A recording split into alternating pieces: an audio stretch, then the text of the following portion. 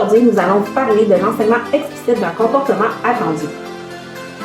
C'est parti!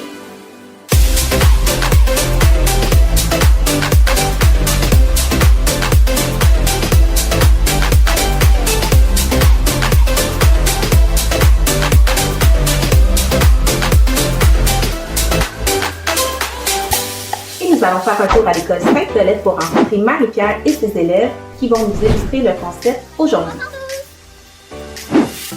L'enseignement explicite d'un comportement attendu est une stratégie d'enseignement structurée en étapes séquencées et fortement intégrée.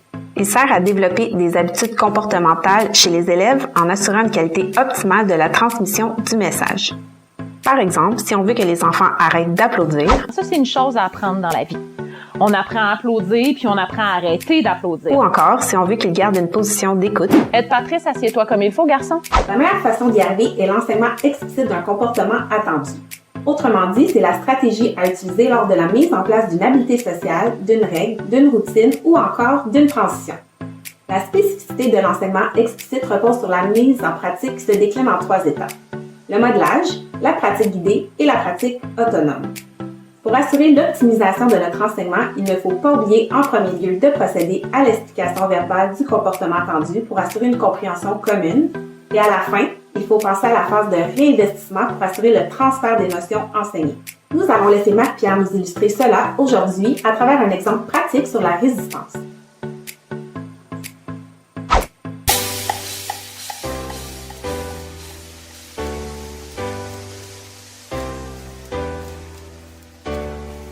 Alors, ce matin, j'avais envie de travailler avec toi la résistance parce que j'ai remarqué, les élèves, que quand on fait des travaux individuels ou même parfois des travaux d'équipe, tu as tendance à rapidement aller chercher de l'aide. C'est bien d'aller chercher de l'aide, mais je pense qu'on serait capable ensemble d'essayer de voir, est-ce qu'avant d'aller chercher de l'aide, je pourrais travailler par moi-même, je pourrais développer des stratégies pour trouver des outils, pour arriver à me débrouiller moi-même. Et dans le fond, pour y arriver, je vais te montrer qu'est-ce que c'est la résistance, je vais te montrer de quelle façon on pourrait devenir des élèves qui travaillons plus longtemps sans avoir à peser tout de suite sur le bouton panique. Ici, elle a commencé par une problématisation.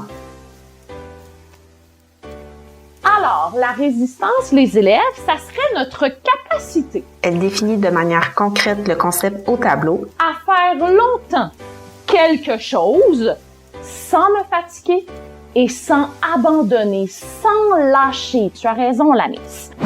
Maintenant, qu'est-ce que ça pourrait me donner d'être un élève plus résistant? À ton avis, si tu essaies d'y penser, qu'est-ce que ça pourrait t'apporter à toi si tu es un élève plus résistant, c'est-à-dire un élève qui travaille sans se fatiguer et sans abandonner? Quels sont les avantages qu'il pourrait y avoir sur toi? Schneika. Oh, intéressant. Je vais terminer plus rapidement mon travail. D'autres choses. La miss. Remarquez comment tout au long, elle fait participer les élèves. C'est toujours important de faire en sorte que les élèves s'impliquent dans leur propre apprentissage. OK, donc finir avant les autres. Là, je vois ici que tu me parles peut-être d'être plus efficace dans mon travail. Anaïs? Oh, intéressant, avoir confiance. Et Marie-Pierre résume au tableau pourquoi développer la résistance. Pour devenir autonome, pour apprendre à me débrouiller seule, pour être fière de moi, pour développer mes compétences dans plusieurs matières, pour me faire confiance et croire en moi. Pour finir sa mise en contexte, elle explique point par point le comportement attendu, ce que je dois voir et ce que je dois entendre. Tout d'abord, tu seras un élève qui va rester au même endroit. Tu vas t'installer à un endroit, tu vas rester à cet endroit-là. Ça va être un élève qui va me montrer qu'il commence à travailler tout de suite. Tu seras aussi un élève qui va rester très concentré sur ta tâche. Tu seras un élève qui va travailler durant tout. Maintenant, nous allons voir l'enseignement explicite de la résistance. Rappelons-nous que l'enseignement explicite d'un comportement attendu se décline en 3 étapes que va illustrer Marie-Pierre, soit le modelage, la pratique guidée et la pratique autonome.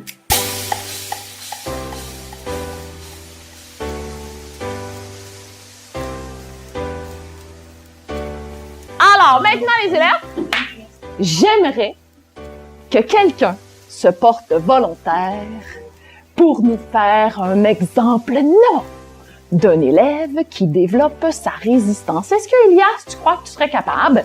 Elias nous fera un exemple non de l'élève qui développe sa résistance. Et ton intention d'écoute cette fois-ci, c'est de voir tout ce qu'Elias ne fera pas. C'est parti! Ici, elle fait l'étape du modelage. Le modelage peut être exécuté par l'enseignante elle-même ou par les élèves. Le comportement devra être illustré dans un premier temps par un contre-exemple et on termine toujours avec l'exemple oui. OK, je vais m'arrêter. Qu'est-ce qu'on a remarqué comme exemple non? Dis-nous donc ça, Shnaka. Il n'a pas commencé son travail tout de suite, Ahmed. Il n'est pas resté concentré sur sa tâche. Anaïs? La même chose que moi.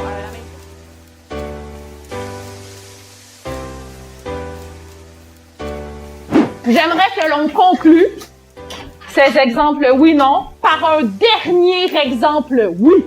Est-ce que quelqu'un se dit, Marie-Pierre, je suis capable de te faire un exemple oui?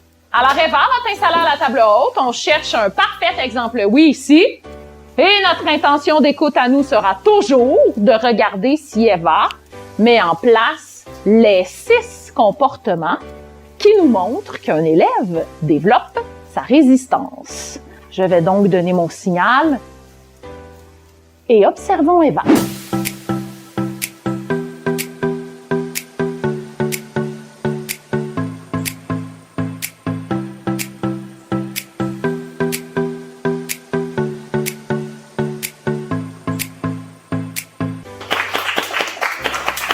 Alors, j'aimerais que tu me dises qu'est-ce que tu as observé chez Eva qui sont des exemples et des bons comportements d'un élève qui développe sa résistance. Lina.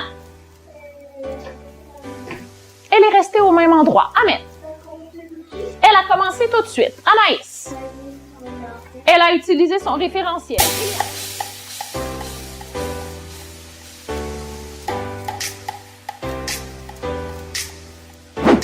Alors maintenant que nous savons tout le monde quels sont les comportements à développer pour travailler sa résistance, on va se mettre à l'essai.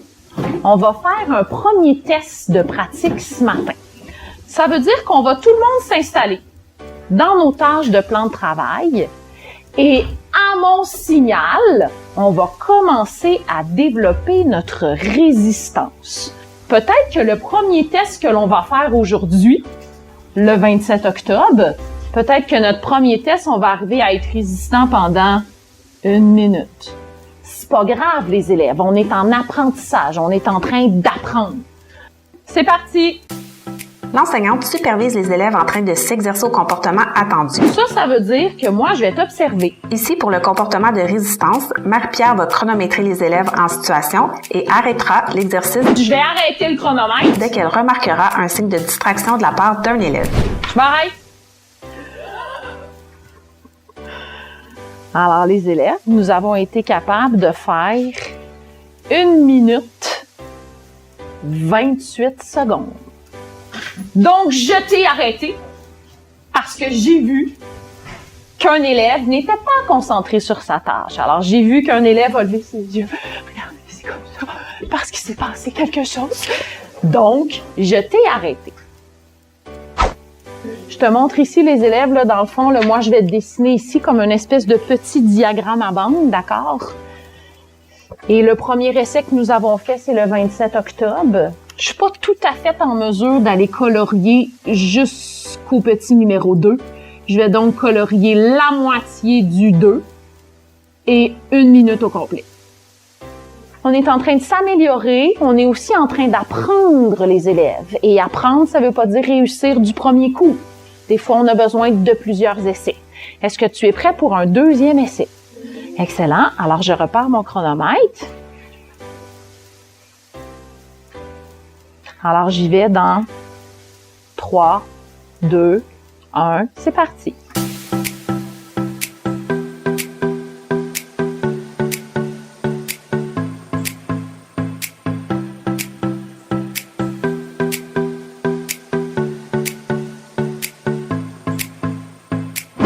Alors, je vais t'arrêter.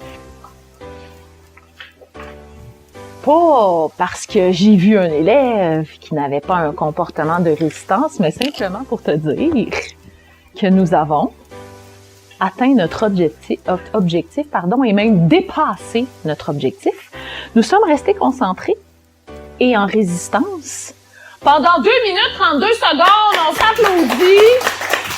C'est excellent. Alors, regarde ici, mon petit Kwame, on va se mettre un 2 minutes complètement ici, complète. Je vais aller nous chercher une petite demi de la minute ici supérieure. Et je peux donc nous dire que nous avons fait un 2 minutes 30 secondes.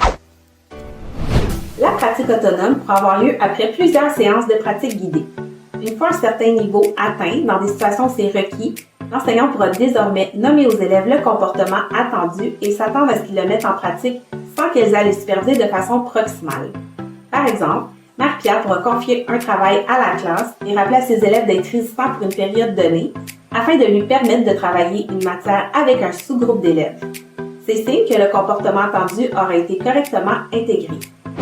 À l'issue de l'enseignement explicite d'un comportement attendu, l'enseignante doit effectuer un réinvestissement avec les élèves. Le réinvestissement consiste à réutiliser l'enseignement transmis aux élèves dans différents contextes et à différents moments pour généraliser l'apprentissage. Pour ce faire, l'enseignant peut par exemple utiliser un repère visuel, impliquer d'autres membres du personnel ou donner un défi aux élèves, comme va le faire ici Marie-Pierre. À ton avis, d'ici vendredi, quel pourrait être notre objectif? D'ici vendredi, qu'est-ce qu'on serait capable de montrer en résistance? Victoria? 5 ou 4 minutes. D'autres propositions, Anaïs? 3 minutes.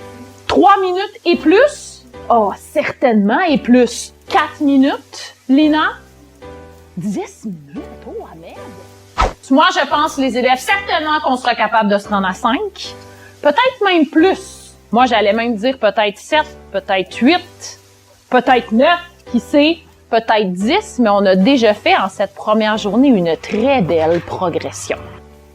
Alors, si on récapitule, l'enseignement explicite est une stratégie pédagogique qui peut être utilisée pour enseigner un comportement attendu en lien avec une habileté sociale, une règle de classe, une routine ou encore une transition.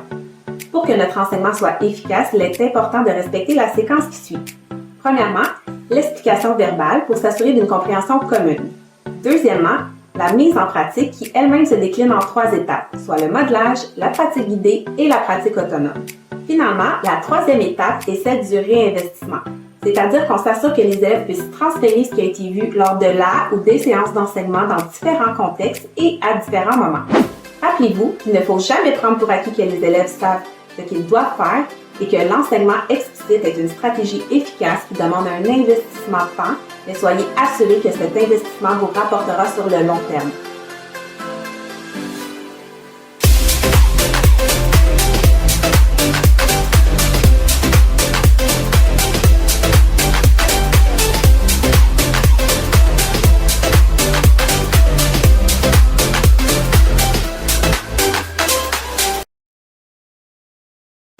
Que de la pluie dans mes yeux, et si je pleure devant toi, ce sera mon dernier cri, mais tu ne l'entendras pas, qui peut voir mes pleurs dans la pluie.